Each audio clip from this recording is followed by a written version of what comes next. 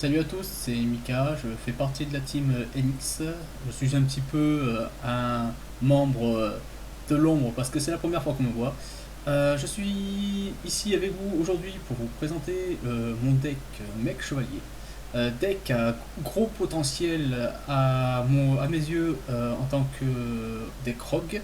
Deck principalement go second mais qui a des options go first parce que l'adversaire voudra vous laisser la main s'il s'aperçoit que vous êtes un deck go second. Donc je l'ai build autour de ça. Deck à possibilité budget pour les joueurs qui ne pourront pas acheter pot de prospérité et autres grosses staples de toute façon. Donc voilà, sans plus tarder, je vous présente mon deck. Voici mon deck profile. Et nous voici de retour pour la vidéo Deck Profile. Alors, déjà, nous allons commencer tout simplement par l'archétype, l'engine principal, donc Mec Chevalier. Alors, nous allons jouer 3 Girsu Mec Chevalier Orcuste. C'est le starter du deck, donc obligatoirement en x3. Cette carte a dit quoi? Elle dit que lorsque vous avez les l'invoquer normalement ou spécialement, vous allez pouvoir envoyer une carte Héritage du Monde ou Orcuste, dans notre cas ce sera Héritage du Monde, du deck au cimetière. Cela vous servira plus tard lorsque vous ferez votre loop au combo avec en l'occurrence Lib qui est on va dire le combo principal du deck. Seconde utilité, lorsqu'elle sera la seule carte que vous contrôlez, vous allez pouvoir invoquer un jeton Héritage du Monde que vous voyez là de votre côté du terrain et un sur le terrain adverse. Ça va vous servir à quoi? Tout simplement à créer une colonne et partir sur vos loop Make Knight, car comme on le sait bien, il s'invoque lorsqu'il y a au moins 2 cartes dans la même colonne. Et autre utilité, lorsqu'il est invoqué spécialement dans une colonne où il y a au moins 2 cartes dans sa même colonne, donc là où l'invoquer, il sera considéré comme synthoniseur. C'est très compliqué à mettre en place, donc on ne s'en servira jamais. Enfin, du moins, pas pour moi. Autre carte, nous allons jouer violet en x3. Pourquoi violet vous servira obligatoirement à aller tuto un mec chevalier lorsque vous allez l'invoquer spatialement. Vous allez le cibler lui-même ou un autre mec chevalier, le bannir pour aller tuto un autre mec chevalier. Et il reviendra sur votre board à votre prochaine stand-by. Très bonne carte pour partir sur vos combos lorsque vous partez go second. C'est pour moi, c'est un peu le boss du deck. Ensuite, nous allons jouer ciel bleu x3. Ciel bleu x3, pourquoi? Même utilité que violet, sauf que lorsque vous allez l'invoquer spécialement dans sa colonne, vous pourrez aller tuto autant de cartes Make Knight qu'il n'y a de cartes sur le board adverse que cette carte. Donc par exemple, vous avez votre mec chevalier, votre adversaire a 2 cartes dans la même colonne, vous allez tuto 2 mecs chevaliers et vous les rajoutez à votre main. Très bonne carte de tuto. Ensuite, alors moi j'ai fait le choix de jouer 2 fois Eclipse Indigo. 2 fois, pourquoi? Tout simplement, si je m'en fais détruire un, si mon adversaire en prend le contrôle, j'aime bien l'avoir en x2. Alors son utilité à elle, ça va être avec les magies pièges que vous allez utiliser de l'héritage du monde, qui seront là pour negate magie, piège ou effet adverse.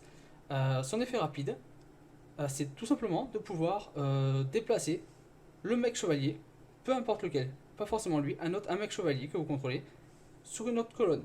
Donc, vu que c'est un effet rapide, vous pouvez vite negate un effet qui permet de tuto une magie ou un monstre. Ensuite, nous avons les classiques.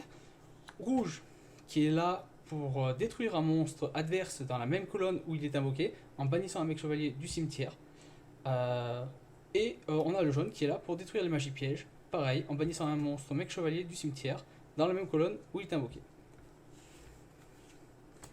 Alors, pour les cartes héritage du monde dont je vous parlais avec Girsu, j'ai décidé de jouer un calice. Généralement, les gens ne jouent que calice. Donc, calice, vous allez l'envoyer au cimetière. Et à votre prochain tour, vous allez pouvoir la bannir et aller tuto une magie piège, héritage du monde, et la rajouter à votre main. Et j'ai décidé aussi de jouer donc l'armure. Pourquoi? Parce que je suis un éternel chanceux. Généralement, j'en ai toujours au moins une des deux en main de départ. Et si vous l'avez en main de départ, ça casse votre combo avec Girsu. Utilité de l'armure, c'est que lorsque vous allez l'invoquer spécialement depuis le cimetière. Du coup, c'est souvent avec succession de l'héritage du monde. Vous allez l'invoquer dans une zone pointée par libre. Vous allez pouvoir aller tuto une magie piège, héritage du monde, tout simplement. Donc, si avec libre vous décidez de chercher succession de l'héritage du monde, donc vous allez avoir ce monstre-ci en plus sur le board, et au final vous aurez quand même votre magie piège. Ça vous permet d'avoir quand même un gros monstre de plus sur le terrain. Pour l'engine mec chevalier héritage du monde, en tout cas en ce qui concerne les monstres, ça sera tout. Nous allons passer maintenant à la partie magie piège héritage du monde.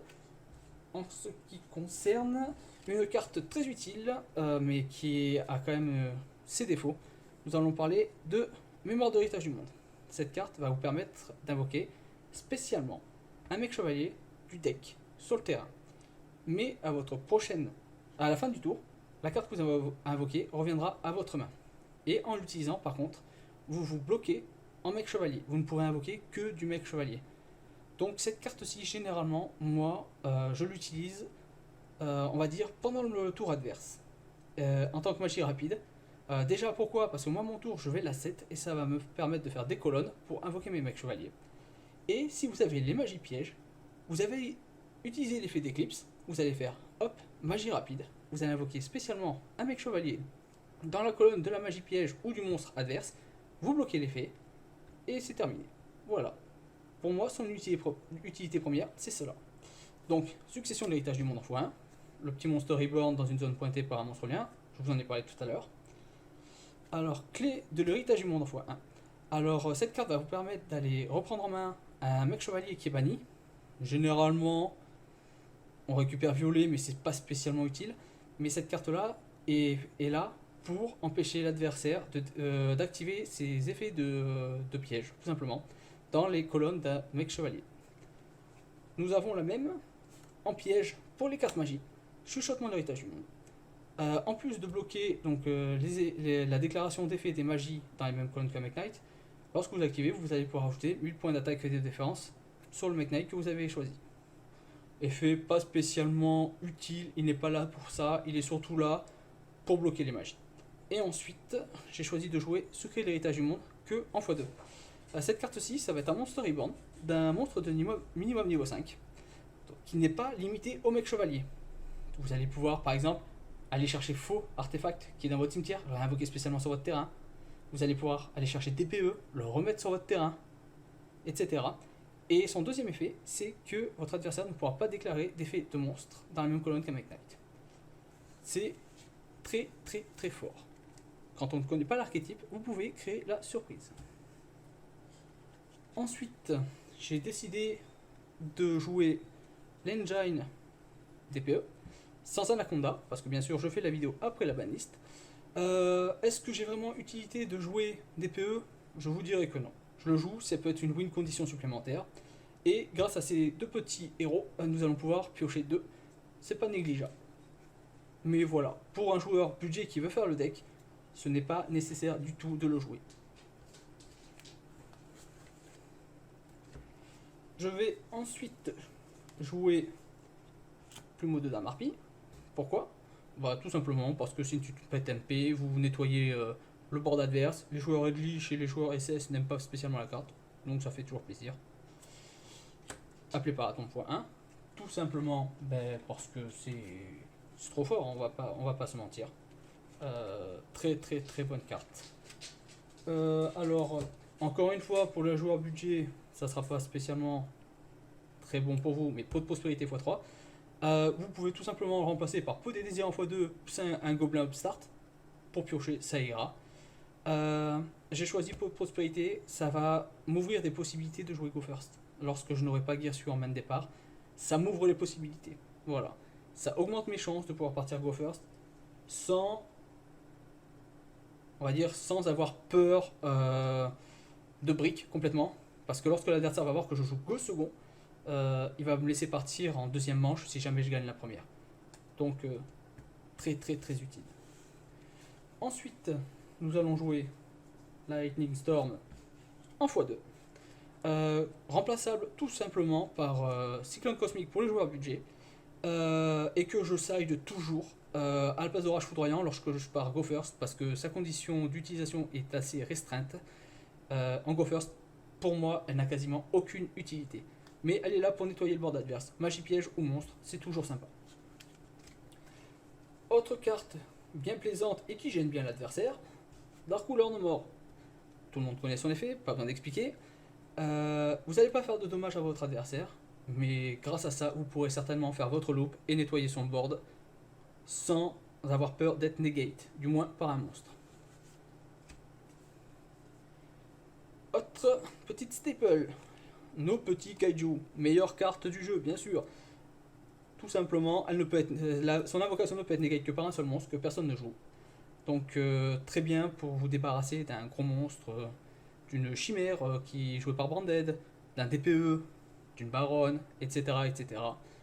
J'en joue 3. Pourquoi je joue cela? Tout simplement parce que Gamciel, c'est celui qui a le moins d'attaque. Et la grosse mouche, ben, si jamais on en a un chaque dans la main, ben, vous invoquez Gamciel chez l'adversaire. Vu que votre adversaire contrôle le kaiju, vous invoquez celui-ci de votre côté et vous avez un gros monstre. Tout simplement. Ensuite, côté N-Trap, si je peux appeler ça une N-Trap, je peux jouer Infini éphémère x3, vous connaissez, et H x3. Parce que ça fait toujours plaisir de pouvoir negate un effet de tuto. Surtout qu'en ce moment, le deck Albaz va beaucoup chercher dans le deck, donc c'est toujours sympa. Après, en option, j'ai vu beaucoup de decklists où les gens préfèrent jouer 3 TTT à la place des H, mais moi j'aime bien avoir ma petite N-Trap. Ensuite, donc, maintenant que le main deck est présenté, je vais vous parler de mon extra deck. Donc, on va commencer par les petits classicos.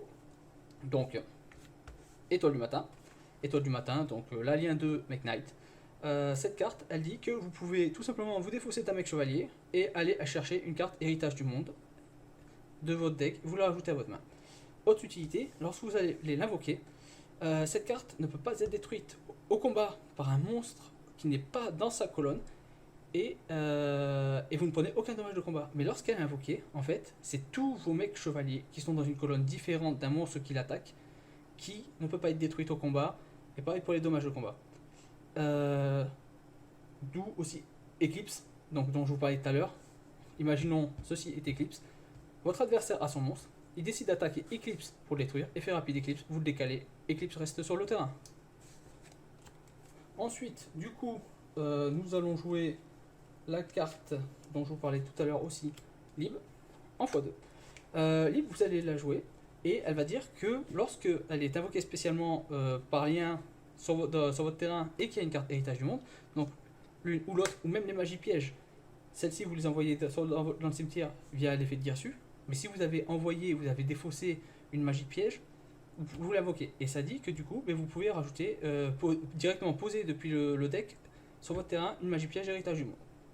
Deuxième effet, lorsque vous allez vous servir d'elle comme matériel lien, généralement vous faites libre, ensuite vous faites étoile du matin, mais vous pouvez mélanger une carte du deck, du terrain de l'adversaire dans son deck. Donc vous pouvez renvoyer un, c'est sympa. Et il y a un combo bien sympathique avec la prochaine lien dont je vais vous parler, c'est IP Mascarena. Vous finissez votre board tout simplement avec Lib IP. Durant le tour de votre adversaire, vous faites effet rapide de IP, vous prenez les deux, hop, vous faites une lien. Moi, je veux dire, je fais Avramax, le boss. Effet de Lib, vous renvoyez la carte qui la norme à son deck, terminé. Généralement, son tour se termine assez facilement. Donc, IP, je viens de vous en parler, pas besoin de vous en dire plus, vous la connaissez. Avramax, le boss. Je n'ai pas besoin d'expliquer non plus, il est là, c'est le gros boss du deck, très compliqué à éliminer, je vous le conseille. x1, ça suffira largement. Ensuite, nous allons jouer le spectre. Le spectre, il dit quoi? Que lorsqu'il est seul dans sa colonne, vous pouvez attaquer directement les points de vie de votre adversaire. Il y a un combo assez sympathique et moche à faire avec Mine Mystique, dont je ne vous parlerai pas, pour moi la carte est à brûler. Mais en gros, vous jouez Mine Mystique, avec l'effet Girsu, votre adversaire aura un token de son côté, vous aurez juste spectre, un monstre de chaque côté, vous pouvez attaquer, votre adversaire ne pourra pas activer d'effet de monstre. C'est très moche, c'est très très sympathique. Ensuite, nous allons jouer la licorne du cauchemar. Pas besoin d'expliquer, vous connaissez. Je vais jouer Araignée Lien pour Nibiru. Il y a encore des joueurs qui la jouent. donc TPE, bien sûr sans surprise, je vous ai montré le package tout à l'heure. Ensuite, nous allons jouer Galatea. Galatea qui va vous permettre de faire Dimkirsu, d'envoyer une carte de l'adversaire au cimetière. Généralement, et lorsque vous avez battle, le petit Zeus, qui est là pour assurer, il aura 2 matériels. C'est toujours utile et sympathique d'avoir Zeus dans le deck. Et j'avais la place pour le mettre. Autre carte, la déesse des enfers du monde fermé. Elle n'est pas beaucoup jouée. Pour moi, elle est sous-cotée. Vous allez pouvoir tout simplement l'invoquer avec un des monstres d'adversaire, donc vous aurez du mal à vous débarrasser certainement. Elle va bloquer un effet du cimetière et vous allez pouvoir reborn un monstre du cimetière adverse de votre côté. Ce qui est assez intéressant, c'est que cette carte elle ne peut être détruite que par des effets de cartes qui la ciblent, contrairement à Avramax par exemple, et il y a beaucoup de cartes dans la méta actuelle. Donc elle est très sympathique à jouer, et puis ça reste un monstre à 3000, moi je conseille. Vous vous en servez pas souvent, mais ça peut faire la différence. Et autre carte assez spéciale que je pense qu'on n'est pas beaucoup à jouer, je joue Clara Erushka. Pourquoi cette carte? Alors tout simplement, cette carte elle va être là pour combler le défaut de Girsu. Vous allez partir en main phase 1, donc vous commencez votre tour, vous faites Girsu. Vous voulez faire effet, envoyer un monstre, héritage du monde, au cimetière. Vous prenez H. Bon, c'est pas grave. Seule carte que vous contrôlez, ça n'empêche pas que vous invoquez les jetons et vous partez sur votre loup. Tant pis pour ça, au lieu de faire libre, vous ferez étoile du matin. Mais si jamais vous prenez Infini Éphéméral passe, donc du coup vous n'avez pas d'effet du tout. Vous êtes là, vous pouvez pas créer de colonne, vous êtes bloqué. Et bien dans ce cas-là, vous allez tout simplement faire main phase 2. Et vous allez invoquer Clara. Pourquoi main phase 2? Parce que cette carte ne peut s'invoquer que en main phase 2 par un monstre qui a été invoqué normalement. Donc une fois que vous avez fait main phase 2, vous aurez très certainement une magie ou piège en main de départ. Vous n'avez qu'à la 7. Et si vous avez d'autres mecs chevaliers, vous avez créé une colonne et vous partez sur votre loupe. L'utilité de la carte, elle est là pour combler les défauts de Girsu, des mecs chevaliers et pour plus ou moins contrer Infini Éphémère. Donc je vais vous présenter maintenant mon side. J'ai créé mon side surtout autour des magies et pièges. Donc plus gros défaut de mon deck, je n'ai pas beaucoup de cartes pour les détruire. Donc 2 typhons, 2 cyclones, 2 tourbillons jumeaux. Donc voilà les cartes que j'ai choisi d'utiliser pour détruire les magies pièges. Ensuite je joue 2 potées fantômes, 2 ogres. Vous connaissez les effets donc j'explique pas. 2 barrières dimensionnelles, 2 TTT et un Nibiru. Le Nibiru est là pour entre guillemets faire joli en attendant de recevoir mon 3ème TTT. Pour le side deck, vous avez énormément de possibilités, mais ça reste mon choix. J'ai été traumatisé un petit peu par Mystique, donc voilà pourquoi j'ai mis autant de destruction de magie piège dans mon side deck. Donc voilà pour moi le deck mec chevalier. Ça reste un deck pas très représenté, très bon go second, qui peut jouer go first. Le deck peut être budget grâce à toutes les rééditions qu'il y a eu, notamment de Girsu, dans les Tin Box et tout ça. Il y a beaucoup de possibilités de remplacer des grosses cartes comme Lightning Storm, tout simplement par des cyclones cosmiques, par des Raigeki. Vous pouvez enlever les vous pouvez enlever les pots de prospérité par les pots des désirs qui sont revenus à 2 après la banlist avec un Goblin Upstart. Oui, vous allez bannir 10, mais ça peut vous sortir de certaines mauvaises situations. Donc voilà. Pour moi, si vous jouez le deck tel qu'il est, vous pouvez vous en sortir pour une petite centaine d'euros, voire 150 euros. Donc voilà pour vous, mon deck Mech Knight. Donc j'espère que le deck profile vous a plu. Si jamais vous avez des questions, posez-les en commentaire, nous y répondrons. Donc voilà. Donc sur ce, je vous souhaite bon jeu, amusez-vous tous, et pour ceux qui auront la chance d'y être, bon CDF. C'est l'heure du duel.